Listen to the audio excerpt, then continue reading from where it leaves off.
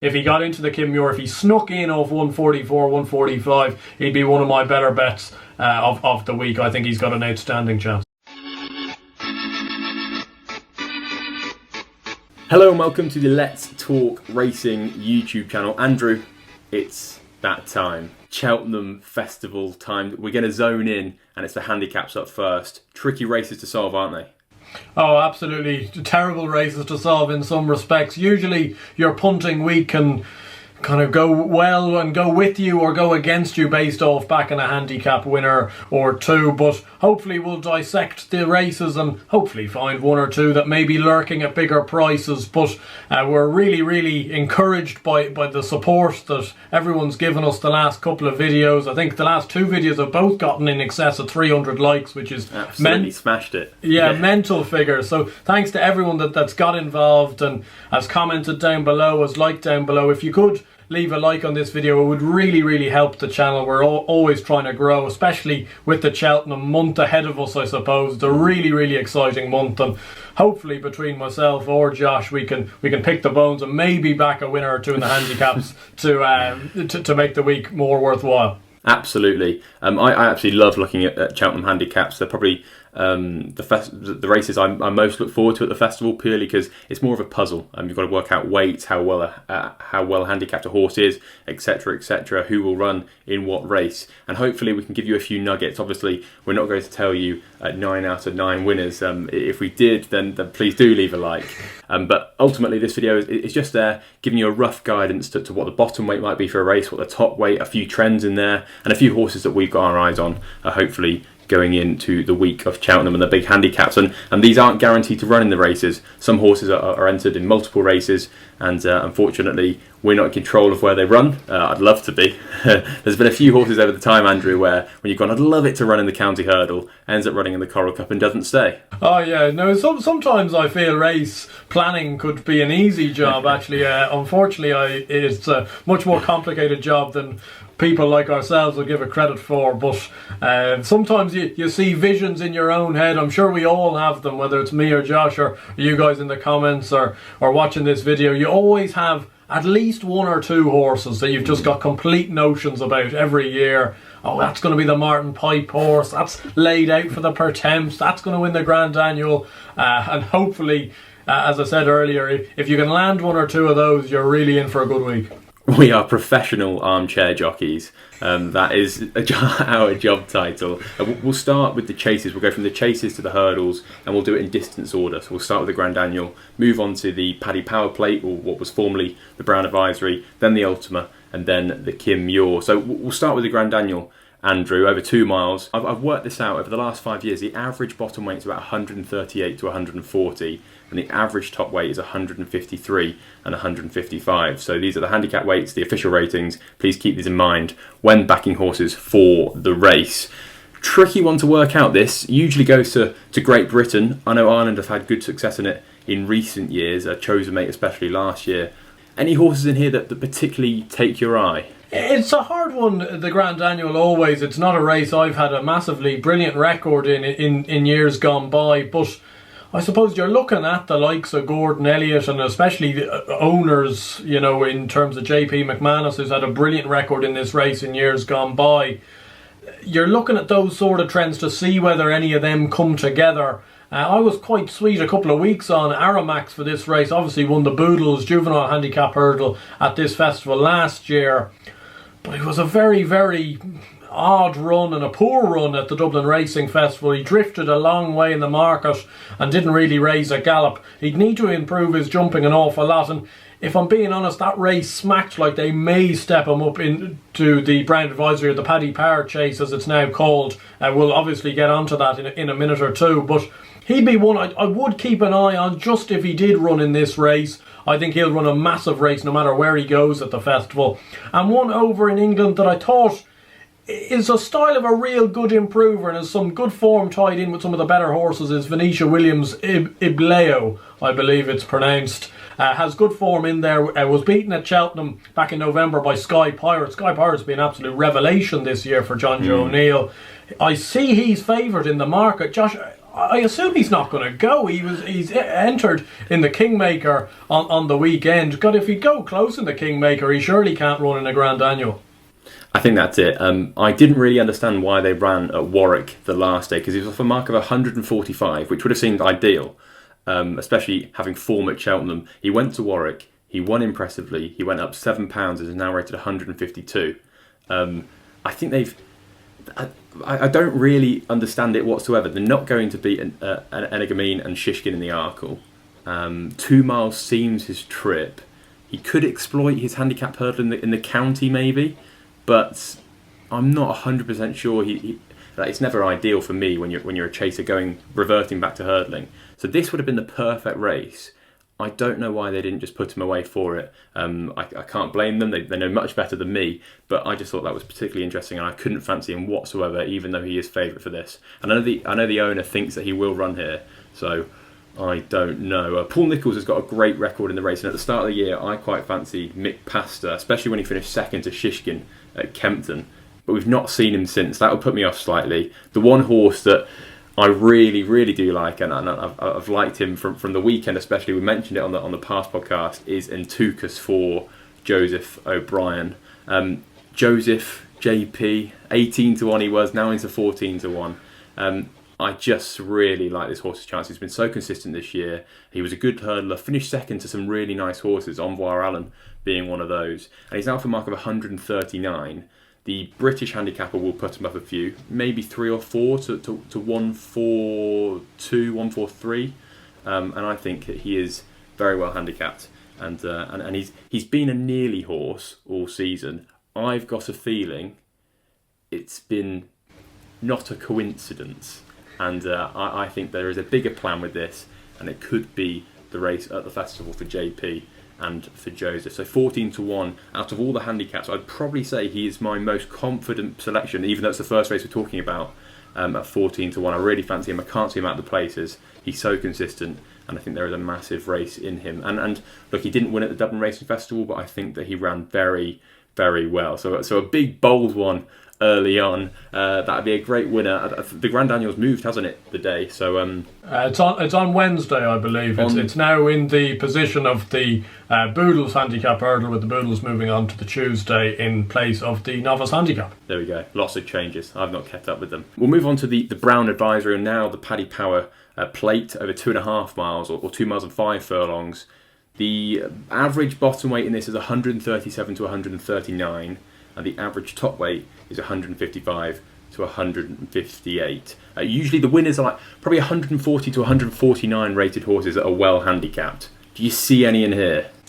It's a hard one. I usually like steering towards the novice angle. I know an awful lot of people love going towards the novice angle in these types of races, and as I've said before, if Aramax was to run in this race, potentially even a Wave of the Sea, I know you were obviously very sweet on him in the race of the Dublin Racing Festival, and he won at a good price. I still think his best form is still going to come out up in trip personally. He's the type of horse I wouldn't mind seeing in a Galway plate, I must say, down the line. I'm sure they're thinking of that. 2 I would give you in this, though, potentially don't fit that novice realm, but Farkless is a very interesting horse for Gordon Elliott, and a little bit like you're saying with Entucas, he's been a little bit of a nearly horse over fences, but there's something at you that thinks that someday it is going to click right for him. He ran a massive race in the Leopardstown Chase, finishing 4th for a mark of 143 in Ireland. I'd say that mark will remain unchanged in Ireland, or maybe go up a pound. It puts him into this race off 148, 149. You usually give £4 or £5 on average to an awful lot of these Irish horses. That's not rule, obviously, but you know, if you were averaging it out, it's usually around that.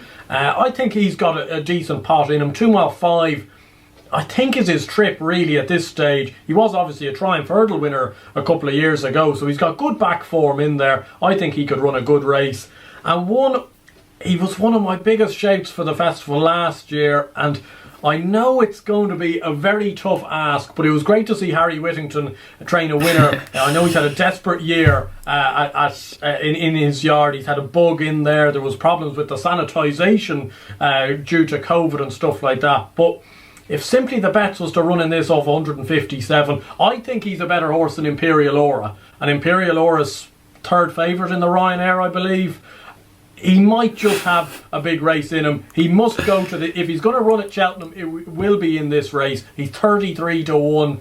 It's just too big, because I do think he's the class horse in the race if he turned up. Yeah, 33-1 is a big price for any previous winner, especially the year before of this race. A few that I don't really have a strong opinion in this race, I'm not going to lie. The couple that I would potentially mention, Midnight Shadow's got good form and was going to run at the trials day, didn't. He could still be off a good mark. I quite fancied him for that day. And Protectorat, now bear with me, he might not run here. He was touted for the Marsh after an impressive win at Cheltenham. I think Dan Skelton's looked at the race and gone, we're not beating Envir. Even though he's come out and been very bold in the press recently, I think he's looked at Envir and said, no thank you. Both chase wins came from a really aggressive ride from the front.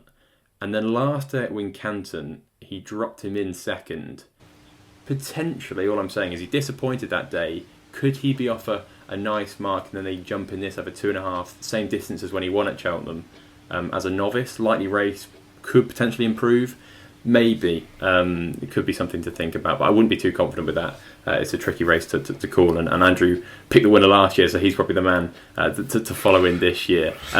Let's go up in trip. I love that. We're always going up in trip. The 3-mile Ultima handicap chase, the third race on the day. This is probably about the time where you're either sky high after backing 2 winners in the first 2, or you're scratching around looking for something to back in this. What are we going for in here? The average bottom weight is 136 to 138, and the average top weight is 155 to 158. Last year it was huge, 159 Vindication. He probably shouldn't have even ran in this. He should have probably gone for the Gold Cup. That's a racing that would get you in there, and you wouldn't be the bottom weight or the bottom rated horse in there.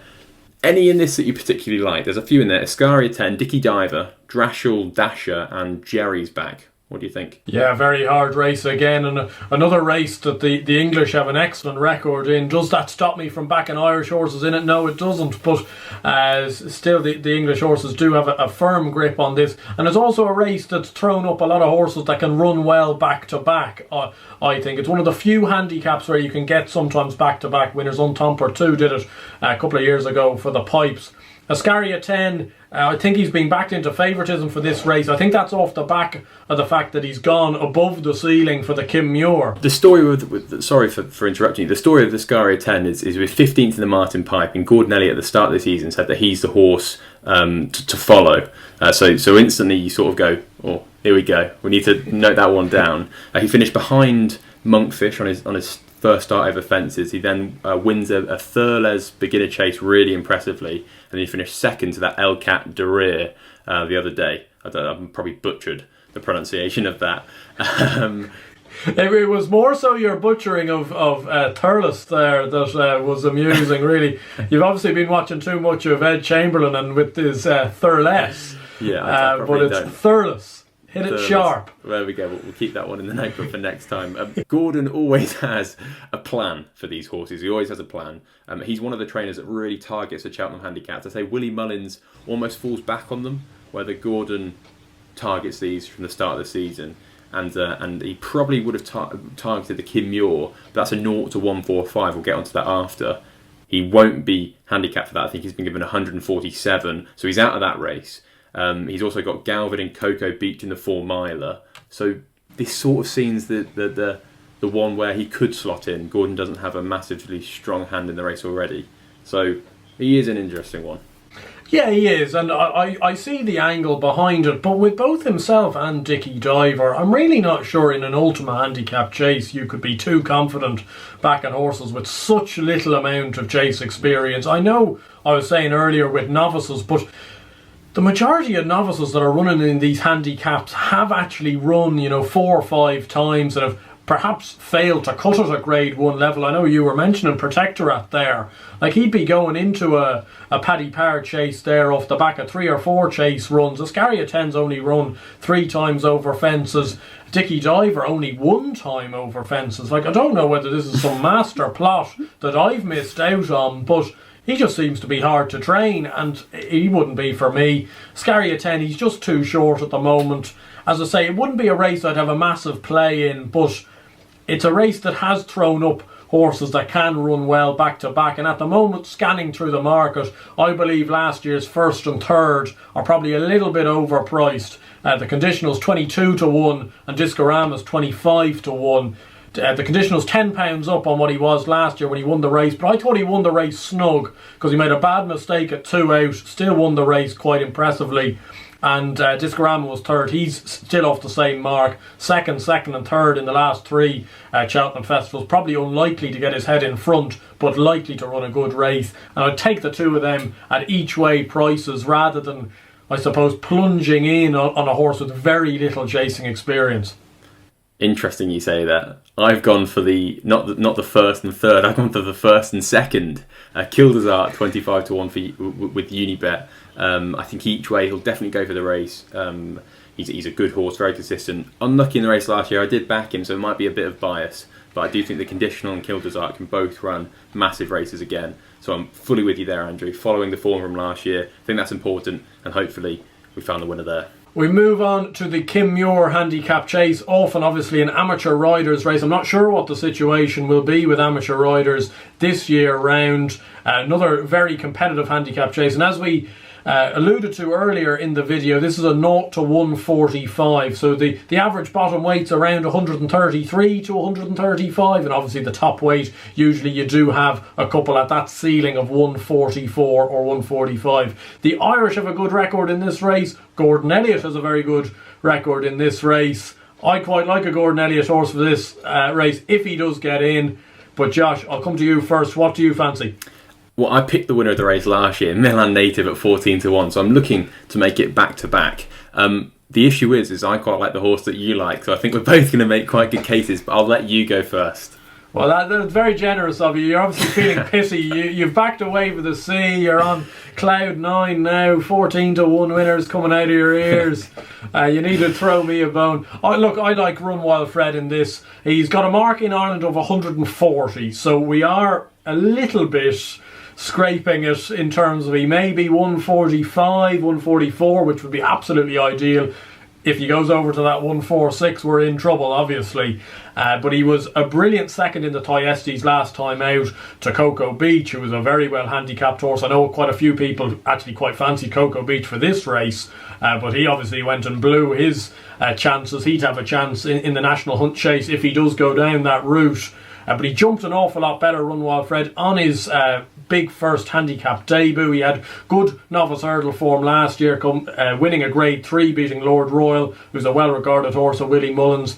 His chase form's been a bit in and out this year, but he's got a very similar profile to Milan Native. I feel there's been a bigger picture plan, as you were saying earlier with Gordon Elliott. I struggle to believe that he doesn't have some handicap in mind with Run Wild Fred. Yeah, he loves the plot. He does enjoy a plot. He's got a horse here that's got the ability probably of a late 140s horse. So he's got a handicap in him off this mid 140s type of mark. I'm really hoping it's the Kim Muir. And you were saying earlier with Antukas being one of your stronger handicap fancies, this guy, if he got into the Kim Muir, if he snuck in off 144, 145, he'd be one of my better bets of the week. I think he's got an outstanding chance. Yeah, there's no point in sugarcoating it. This race doesn't usually traditionally chuck up classy winners. We've not seen many horses win this and go on to a Gold Cup in the future. So it's a bit of a B-list Cheltenham Festival handicap. Obviously, if you know racing, you'll know that the Codfather, whatever he's on in the amateur races at the festival, you need to seriously have a look at the horses. I really like Run Wild Fred. I've backed him already. Thank you very much, Andrew. It was from him. Full credit there. And he's a horse that I expect to go very, very close off a mark of 145. I think he'll get. So hopefully he gets in the race and we can have a very good chance in the Kim Muir. Let's move over to the hurdles now. Do you prefer handicap chases or handicap hurdles out of curiosity? I prefer handicap chases as a spectacle, but from Cheltenham in mind, I think my record in the handicap hurdles probably is a little bit better than the handicap chases, I must say. We'll move on to the Fred Winter over 2 miles. Bottom weight in this is 126 to 129, and top weight is usually 139 to 142. So horses that aren't quite good enough for the Triumph, that could be well handicapped. That's what we're looking for. There's a few in there. Saint Sam. What would his handicap mark be? He's ran in a few Grade 1s now, finished second. Could he be handicapped out of this?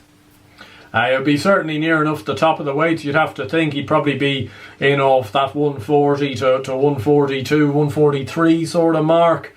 That doesn't obviously stop him to run in the race, but it does obviously make the task much harder. He does seem to have claims. I know a few shrewd judges obviously do seem to like him for the race, but I wouldn't be as confident perhaps. I don't think he's been one of these plots. A little bit like you said earlier with Willie Mullins. I think him running in this Boodles race has been a bit of an afterthought. He came over to Ireland with a really tall reputation. He was well fancied to beat Zanahiyr at Fairyhouse on his Irish debut and got stuffed by Zanahiyr. He's gone on to finish a respectable 4th to Zanahiyr again at Christmas time and 2nd to Quilixios. He does bring in very good form to the table, but I don't think it's been one of these Gordon Elliott softlies and suddenly pounce. He'll be running in there near off top weight, and will have to run to his merit to justify the favouritism he currently has. I actually tipped the winner of this one last year as well, Aramax, so got a good record in it. Want to go back to back. Did you as well? I think you did. Yeah, well, my dad did, and I was lucky enough to row in with him. My SBW. Dad, much smarter man than myself, but I don't know how many more Cheltenham Festival winners you're going to name drop on this podcast, Josh. You've backed the winner every race. I don't know why it's just you on the camera at the moment. It's only been 2 so far, which I've mentioned. And if you can't shout about your winners, then what can you shout about? We're talking about Cheltenham Festival, for goodness sake. We need to look back at last year. Few in this I like. I've really taken a deep look into this race. Bustleton wouldn't be for me. I think that's a bit of an afterthought as well. Dufflecoat will not run in this race. He beat a subsequent Grade 1 winner in Adagio. He will be handicapped out of this. I'd imagine he'll be late 40s, early 50s. Will definitely go for the Triumph, or maybe a different handicap. I know there's talk of him stepping up in trip.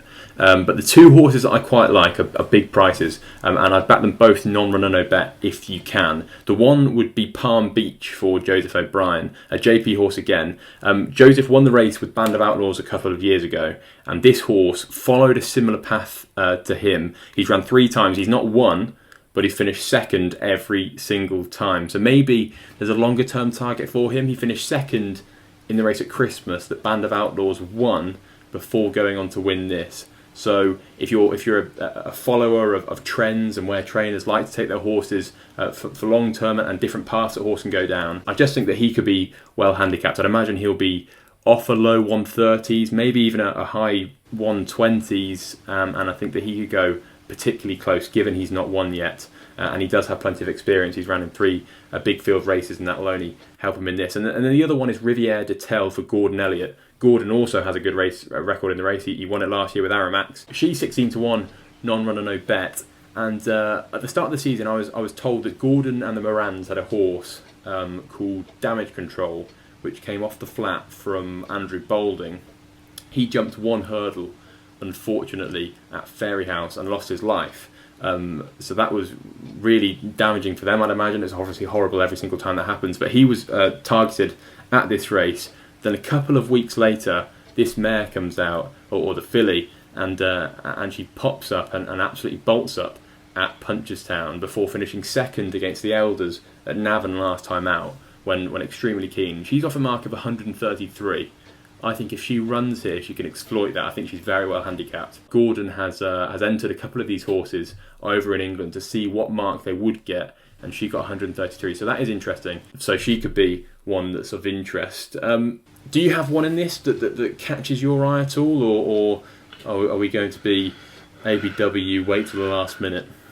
Yeah, it might be ABWA for the last minute and back what my dad backs, but look, it's a hard race. I know some people quite like this Tiupo, who would have probably finished second to Umdor last time out. I can see the angle behind him. He's probably a little bit of a wise guy's horse for me. One I just would give a little mention to would be sneaking in off the bottom of the weight if he did get in.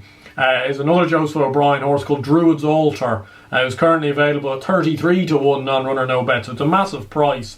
He's been running to RPRs of kind of mid to low 120s in Ireland, so you'd like to hope he might get in off a mark of 126, 128. You know, the type of mark you were saying there would be your lowest. He was second last time out to Tiupo, beaten 15 lengths. Now, if the two were to reoppose, he'd be getting almost a stone in concession. They were running off levels that day, so he'd have an awful lot of a swing at the weights. And just the thing that really bears in my mind is in that juvenile race at Fairyhouse back in December time, Zanahiyr beating St. Sam, Druid's Altar was sent off 11 to 4 for that race. I think Zanahiyr was only 5 to 2, so he was obviously well thought of. He won his juvenile hurdle on his first start. He's a tidy enough jumper. Look, he's a horse that has his limitations, but if he was to sneak in off a bottom weight, 33 to 1, I think is too big a price. It's the type of race you get 5 or 6 places with a lot of bookies. And to be honest, if he was to run on into a 4th or 5th, I'd be absolutely delighted. There we go. Delighted for a loser. Couldn't have that. Well, like we can't all just back winners of the juvenile hurdle and the Kim Muir and geez, after Time City here. But look, it's one of the trickier handicaps. It always is the Fred Winter. It's a bit of a minefield. Usually is. These young horses as well. An awful lot of them don't jump very well, so it can be carnage. I know last year they set off like the clappers as well. And there were a couple of horses. Nicky Henderson had a well-fancied horse called Palladium in there who went off and took the lead up and was pulled up after before 3 out. That's how quick they went. So it's just one of those to bear in mind. Wouldn't be a race I suspect to get really ploughing into. Now the next race is the county hurdle. It comes on the Friday. If you've not had a handicap winner up till now, fingers crossed you can start the Friday with a bang. Interesting on this. Bottom weight usually 134 to 136. Top weight usually 152 to 154. Keep that in mind. The one man you've got to look at when you're talking about this race is Dan Skelton. Phenomenal record in the race. What could he run in it? Well, I assume you're going to tell me about some another one of your notions. You seem to love these Dan Skelton horses, and I know you're sweet on a certain one, so I won't stop you getting stuck into them. Okay, thank you very much. Betfair hurdle form is interesting. Not going to be run this weekend. I think it's going to be run next weekend. That won't be ideal. So a few of the horses that you might fancy for the Betfair hurdle, I probably wouldn't be touching in this. It'd be interesting if they have a light race, then you could make a case, but I'll probably be steering clear. Third Time Lucky. How many times have I said that name this year? Outrageous amount. Non-runner no bet makes sense. He would have a good chance, but you've mentioned Third Time Lucky more than I've been mentioning Oliver McKiernan horses this year. Like it's broken record stuff. You told me he'd win at the November meeting, he got beat. Then they went up to Musselburgh. They thought it was a steering job against a Donald McCain horse. They must know when Brian Hughes is riding out of his skin, you just don't go and beat him. He wasn't good enough for the Supreme. I think they know that. I think the weekend told them that he's not good enough for the Supreme.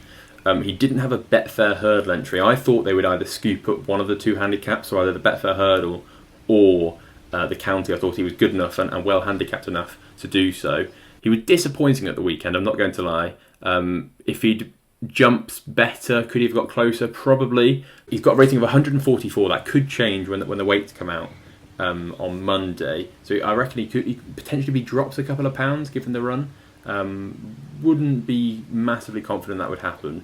But he's not good enough for the Supreme. Skelton's got a brilliant record in the race. And if Harry Skelton is on Third Time Lucky in the county hurdle, I will be backing the horse on the day. So I've simply backed him non-runner no bet. I think he'll either go for this or the Supreme Novices hurdle, and keep my fingers crossed that he runs in this. Yeah, look, you've made a very compelling case for him there, Josh. I couldn't put you off given Skelton's record in the race.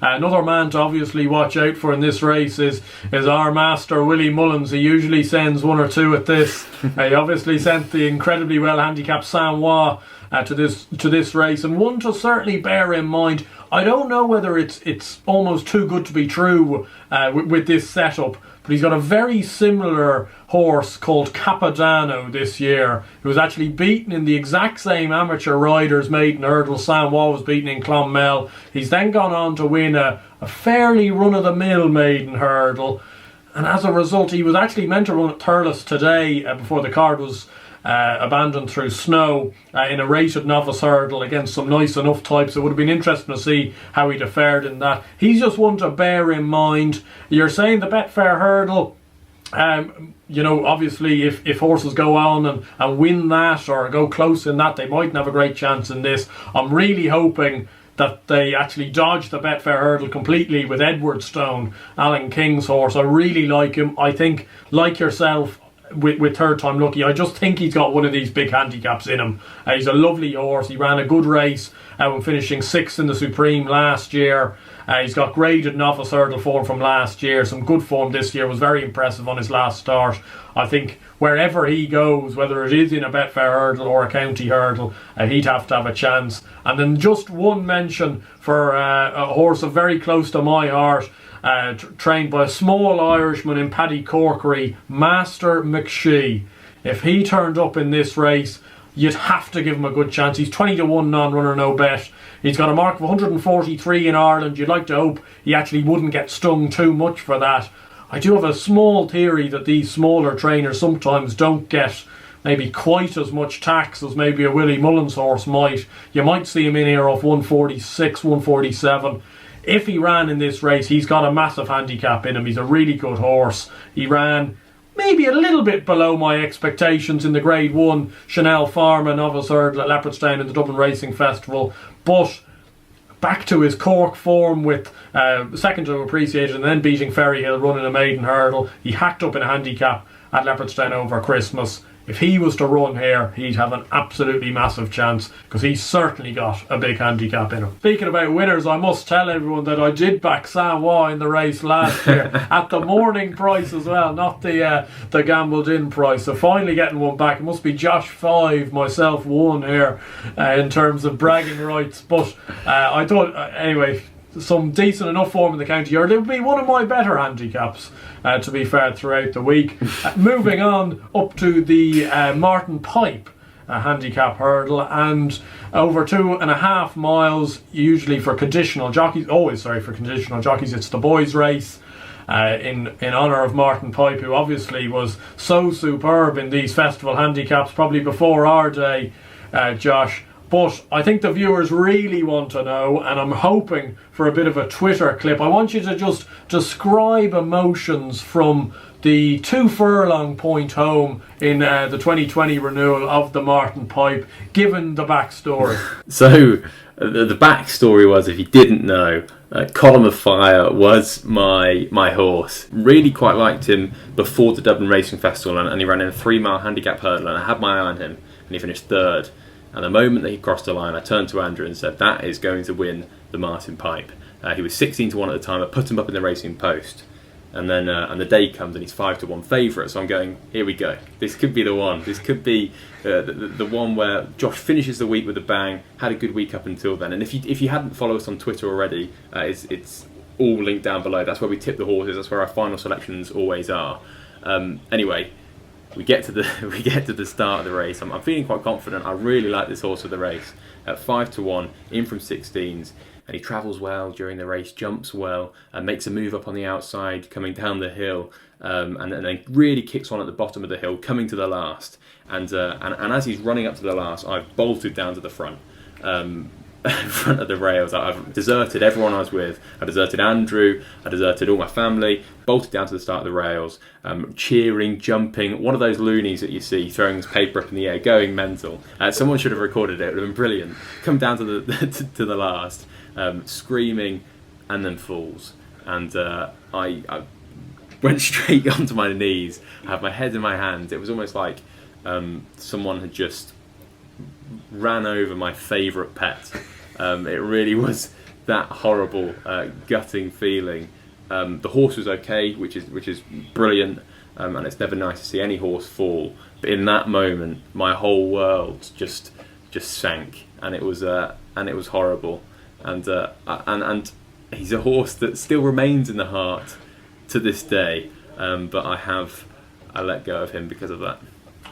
Yeah, unfortunately, one of the more tragic moments of Cheltenham last year. A brilliant week, but seeing Josh on the Friday night, he was a broken man, I'm afraid. I had to go and buy him a pint to console his woes of the day, because he'd been so sweet on him, to be fair, and I have to tip my hat off. It was a very good pick. Unfortunately, didn't turn out. But I know, again, I think it's one of these races. We're probably sweet on the same one here, and we're looking for a bit of Gordon Elliott and Gigginstown justice. The issue is Colin Maffei would have hacked up as well. He was clearing away. Oh, I need to stop talking about that race.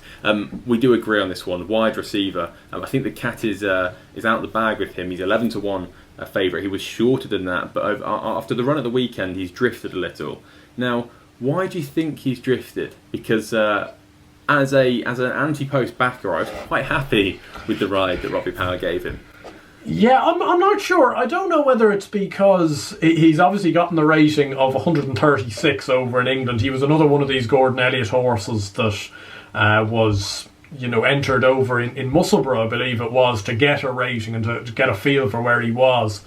And that maybe just might lead him to be a little bit touch and go to get into the race. But apart from that, I must say, I couldn't see what the problem was. I thought Robbie Power gave him a very, very educational ride, if we put it that way. It wasn't maybe one of the finer looking rides. He kind of took him back before 2 out, before huffing and puffing into 9th or 10th.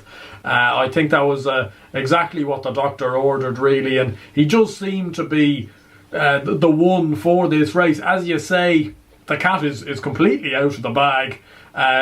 He was bigger prices, obviously, back in November, December time. But the only concern I would have with wide receiver, and I am actually very sweet on him for the race, is that Gordon Elliott doesn't just hit us in the kahunas with another horse he's got well handicapped. You think so, the likes of Easky Lane, perhaps, who ran so well in the bumper last year, Ragnar Lobbrook, these types of horses.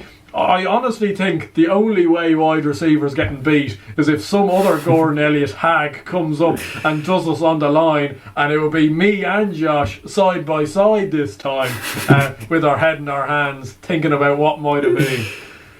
Unfortunately, if we were there, it would be, but it might be on FaceTime or something like that. Bottom weight in this is usually 134 to 136, so wide receivers mark of 136. He might drop a few pounds for that run at Leopardstown, maybe. I don't think the English handicapper is quite as generous to drop horses from Ireland, especially with a bit of huff and puff in the final furlong. If he gets into the race of 136, he'll probably be bottom weight or very close.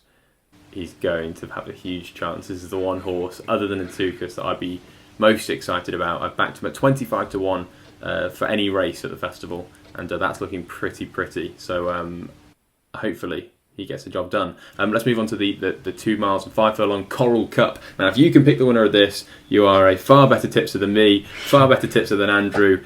Even though I backed the winner of this race last year. Well, you can't claim that one. Every man and dog backed the company. That was another. Yeah. That was a real cat out of the bag for Nicky Henderson and JP. But you can go and gloat all you feel like. I don't want to do it for this one because, like you say, the cat was out the bag. 13-2 was a good price though. Anyway, very tricky traditionally. How do you pick the winner of this? Very, very hard. So many horses that have either not ran over the trip or are coming down in the weights or going up in the weights. Usually bottom weight is 136 to 138 and top weight is usually 153 to 155. So a fairly good standard handicap. Just tricky to work out. I couldn't fancy the favourite Damalisk that ran at the weekend 14-1. Drop in trip could suit but wouldn't be for me. The Shunter won the Greatwood 16-1. People have said that a step up in trip would be the one for him. Could he go close in this? Yeah, he certainly could do. It's very hard to know with the Shunter. Is he going to run over hurdles or fences at the Cheltenham Festival? He's mixed it an awful lot this year. He'd have a good chance in this race or the Paddy Power Chase. I do think the step up in trip is required. He ran a funny race at the Dublin Racing Festival. I said that in our review actually, that I thought a step up in trip would help him. Funnily enough, though, it was another eye catcher from Leopardstown that again I put up on the review podcast as one to potentially note, and I see he's been backed a little bit for this race, is Kashari for Willie Mullins. Willie Mullins usually runs a few classy enough sorts in this. Bakasan came 6th off top weight in it last year. But this horse has only got a mark of 144 in Ireland. You give again roughly £4-5 maybe. He's up off 149, 148. That's not an insurmountable mark, and it won't be top weight either. And I would urge anyone that hasn't watched his run at the Dublin Racing Festival in the William Fry Handicap Hurdle to go and look at it again. He made a terrible mistake early on, and to be fair, it did put Paul Townend on the back foot. He was stone last all the way, and he made some very, very eye-catching gains under fairly tenderly ridden. He was fairly tenderly ridden, and I think he does have a chance in this if he goes down this route. I know he's been entered in a couple of chases this year. He was entered in the Thyestes, he was entered in a chase at the Dublin Racing Festival. I think because he's been just fragile in the past, they're probably just going to keep him over hurdles. Wouldn't surprise me if he ran in this race. You have to look back, as a novice chaser a couple of years ago, he was finishing right beside Invitation Only, who ended up being a Gold Cup contender. Unfortunately, he fell in the race a couple of years ago, but that's the sort of standard this horse is at. He may be a classy and class above horse. Dame de Compagnie was that last year. She was a bit classier than an awful lot of her opposition in the Coral Cup, and I'd give Kashari a very good chance if he gets into this race. Well, he would get into the race obviously if he does run, but if he does run in the race, he's 14-16 to 1 at the moment, non-runner no bet. That is a decent price, I think. Another horse though that I believe probably in a week or two's time the cat will be out of the bag, because I think an awful lot of people are seeing the Coral Cup visions with this horse, and I can see the reasoning why I think he's got a very good chance. Confident, I like that. A horse that we've just touched on, Column of Fire, is 10 to 1 for this race with non-runner no bet firms. I think that is particularly short, and I've heard that he's not in the best condition at home, so would be against him for any race at the festival, and he's a horse obviously very close to my heart. So just a bit of a warning, maybe not back Column of Fire for this one. So the final handicap we've got to preview is the Pertemps handicap final over 3 miles, a handicap hurdle won by some very good horses in the past. How you get in the races, you qualify in qualifiers that are spread out throughout the season, and this race usually chucks up a good winner that is a very good chaser in time. Bottom weight 133 to 135, and top weight usually 151 to 153. I think we were both keen on the favourite here, the Boss's Oscar, but he's been given a rating of 151. I saw that, I was not particularly happy. I think the cat is out the bag, or someone in the office at the BHA has backed the Boss's Oscar, and the handicapper didn't particularly like him. 151, that's outrageous. Didn't stop Cider Burley last year, winning off 152. Gordon likes to target this race. He had the Storyteller who finished second in it last year as well off a high mark. 151, can he win off that? Tricky. Very tricky. Was one where you took a big step back after looking at the mark, because I think that was an £8 or £9 inflation on his Irish mark. So obviously the BHA handicapper was having none of Gordon Elliott's Pertemps final hoodoo. Now maybe you do have to bear in mind with the handicapper, like last year he thinks he's handicapped Cider Burley and the Storyteller to the hilt, and they were pulling 8 lengths clear, and Gordon Elliott kind of had the handicapper's pants down really, so he's obviously taken no chances this time round with the Boss's Oscar.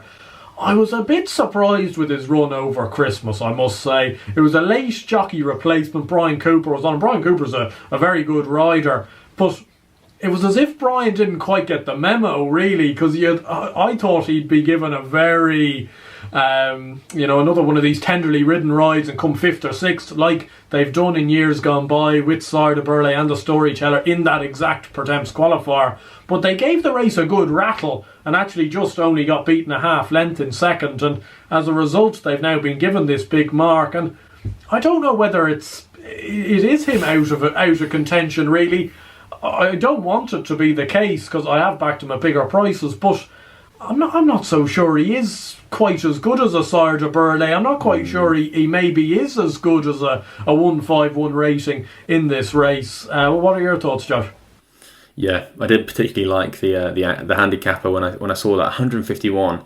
Ideally, if he was off a mark of 147, 146, that would have been ideal. You could be so confident about him running a big race off that mark, but 151 definitely tames my enthusiasm for his chances. A horse that I can't understand why they're going for this race is Champagne Platinum, 14-1 non-runner no bet.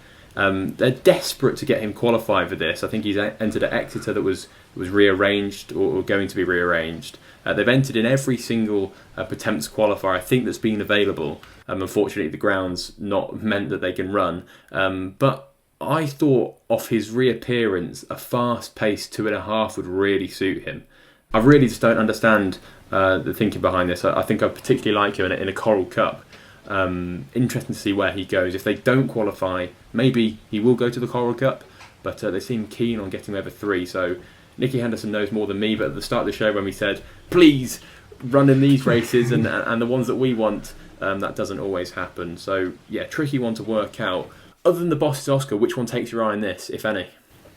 Yeah, hard one. Another stat that does seem to come to light is that horses that actually win these Pertemps qualifiers have a fairly dreadful record in the final itself, which is puts me off. Actually, Fergal's horse in this Imperial Alcazar, I think he's a lovely horse. I know Fergal, as you've said to me before, Fergal thinks an awful lot of this horse, and it wouldn't surprise me at all if he ran a very good race. I think Barney Dwan ran a very big race in this for Fergal 4 or 5 years ago, came 3rd or 4th. It wouldn't surprise me if he ran a solid race like that without winning.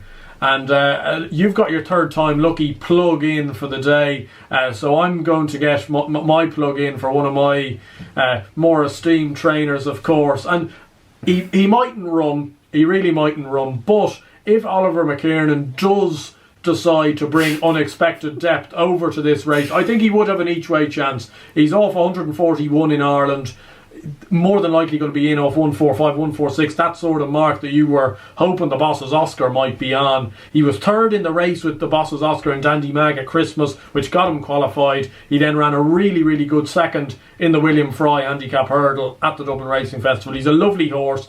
Only thing putting me off is that Oliver McKiernan hasn't had a runner at Cheltenham for a fair few years now, and he's had a couple of horses. I know he's a small trainer, but he's had a couple of horses that could have run. The likes of Gallant John Joe certainly could have run last year, decided to keep to Ireland. Wouldn't surprise me if they maybe keep him for Ferryhouse or Punchestown. But if he ran, I think he's got actually a very good chance, and I know there is bias there to a certain extent. I know a few guys are at me in the comments saying to stop backing Oliver McKiernan horses blind, but this horse is a good horse, and it wouldn't surprise me at all if he ran a very good race, and with the trainer you're always going to get a price on the day.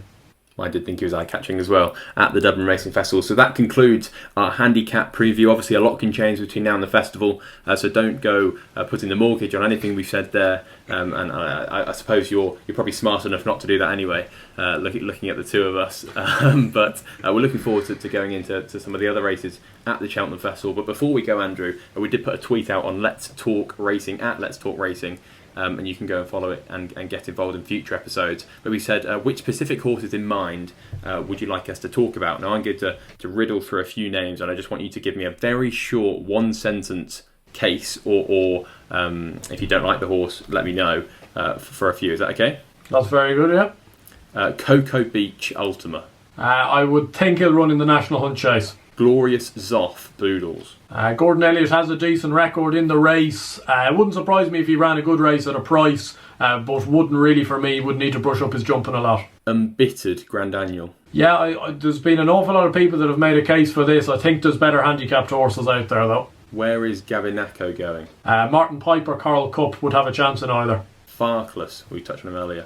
Yeah, Brown Advisory I think would be the plan and would have a chance in it. Dandy Mag. Yeah, I assume that they'll run in the Pertemps. Obviously won the Pertemps qualifier, which is a bit of a turn off for that race. Thought that was a bit of a flash in the pan really based off his recent form. I think he'd have a fair bit to find. Not that Fuis in the Grand Annual. You'd be a lot more. I'll leave that to you. You're more of a Dan Skelton man than I am. Not for me. Ganapathy, where does he go? Very hard. He might even rock up in a Grade 1 novice hurdle Was quite eye-catching actually in the Dublin Racing Festival. If he ran in a handicap, it'd probably be the Martin Pipe maybe. But wouldn't surprise me at all if he actually ran in a Ballymore. Benson for the Coral Cup. Yep, would have to have a decent chance. Unfortunately, though, these horses in England, though, it was actually just a talking point based off Benson. These are English horses that actually run from handicap to handicap throughout the year in England and are running very honestly. Like, they kind of get slaughtered in these festival races, which seems harsh considering in a lot of cases a lot of these Irish horses are being plotted for one race in mind. The likes of a Benson's really been campaigned solidly. He keeps running his race, ran a very eye-catching race I think last time behind Not So Sleepy, but you know, the handicapper might just have him by the fist at this stage, as he might do with some of these English horses that are actually being penalised for trying throughout the year, unlike just focusing in on one day. Andrew, unbelievable knowledge. I didn't tell Andrew that we were going to do that, so the fact that he was just able to reel all that off is absolutely brilliant. Fantastic stuff. Thank you very much, and hopefully you did enjoy this video. If you did, please hit that like button. If you haven't already subscribed, please do so. We're nearly at 10,000, which is crazy, and we've got the Cheltenham Festival coming up, so hopefully we can do some cool stuff there. Maybe even a few teasers for a Cheltenham Festival preview coming up, maybe. Something to look forward to. Andrew, it's been a pleasure. Absolute pleasure, Josh. Do you think we've picked one winner there? Hopefully. We've named 30 odd horses. If we haven't backed a winner in that, it's going to be a lean old week. If we haven't backed a winner, you have full permission never to watch us again. Thank you very much for joining us.